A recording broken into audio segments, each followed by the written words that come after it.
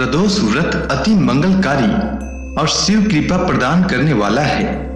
यह व्रत प्रत्येक महीने के कृष्ण व शुक्ल पक्ष की त्रयोदशी को रखा जाता है, इसलिए इसे वार के अनुसार पूजन करने का विधान शास्त्र सम्मत माना गया है। यदि इन तिथियों को सोमवार हो तो उसे सोम प्रदोष व्रत कहते हैं, यदि मंगलवार हो तो उसे भौम प्रदोष व्रत कहते हैं, और शनिवार हो तो उसे शनि प्रदोष व्रत कहते हैं। विशेषकर सोमवार, मंगलवार एवं शनिवार के प्रदोष व्रत अत्यधिक प्रभावकारी माने गए हैं। प्रत्येक पक्ष की त्रयोदशी के व्रत को प्रदोष व्रत कहते हैं। सूर्यास्त के पश्चात और रात्रि के आने से पूर्व का समय प्रदोष काल कहलाता है। इस व्रत में महादेव भोले शंकर की पूजा की जाती है। इस व्रत में व्रती को निर्जल रहकर व्रत रखना होता है।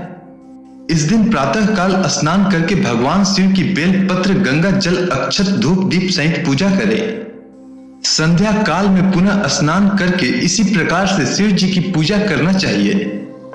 इस प्रकार प्रदोष व्रत करने से व्रती को पुण्य की प्राप्ति होती है। अब चलिए सुनते हैं शनि प्रदोष व्रत की कथा। प्राचीन समय की बात है। एक नगर में एक सेठ रहता था। वह धन, दौलत और वैभव से संपन्न था। वह अत्यंत दयालु था। उसके यहां से कोई भी खाली हाथ नहीं लौटता था। वह सभी को जी भरकर दान दक्षिणा देता था। दूसरों की सुखी में ही उसे सुख प्राप्त होता था। हर कोई सेठ जी का बहुत सम्मान करता था। लेकिन इतना सब कुछ होने के बाद भी सेठ और सेठानी को एक बहुत बड़ा दुख था।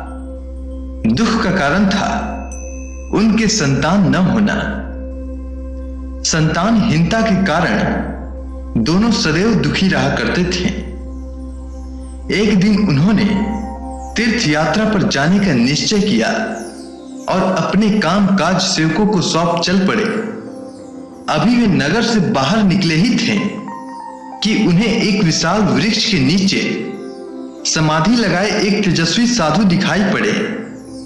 दोनों ने सोचा कि साधु महाराज से आशीर्वाद लेकर आगे की यात्रा शुरू की जाए, जिससे कि यात्रा में कोई बाधा उत्पन्न ना हो। इसके बाद पति पत्नी दोनों समाधि लीन साधु के सामने हाथ जोड़कर बैठ गए और उनकी समाधि टूटने की प्रतीक्षा करने लगे। सुबह से शाम और फिर रात हो गई, लेकिन साधु की समाधि नहीं टूटी। मगर सेठ पति पत्नी धैर्य पूर्वक हाथ जोड़े बैठे रहे। अंततः अगले दिन प्रातः काल साधु महाराज समाधि से उठे।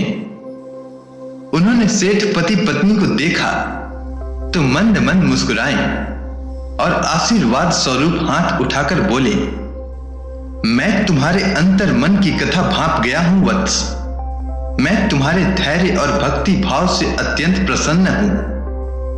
साधु ने इसके बाद संतान प्राप्ति के लिए उन्हें शनि प्रदोष व्रत की विधि बताई और शंकर भगवान की वंदना इस प्रकार करने के लिए बताई।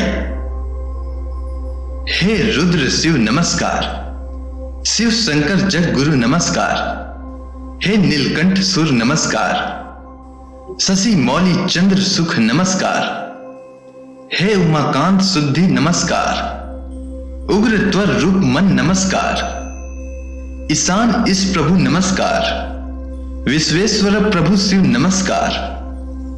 इसके बाद दोनों तीर्थ यात्रा को गए। तीर्थ यात्रा के बाद दोनों वापस घर लौटे और नियम पूर्वक शनि प्रदोष व्रत करने लगे। कालांतर में सेठ की पत्नी ने एक सुंदर पुत्र को जन्म दिया।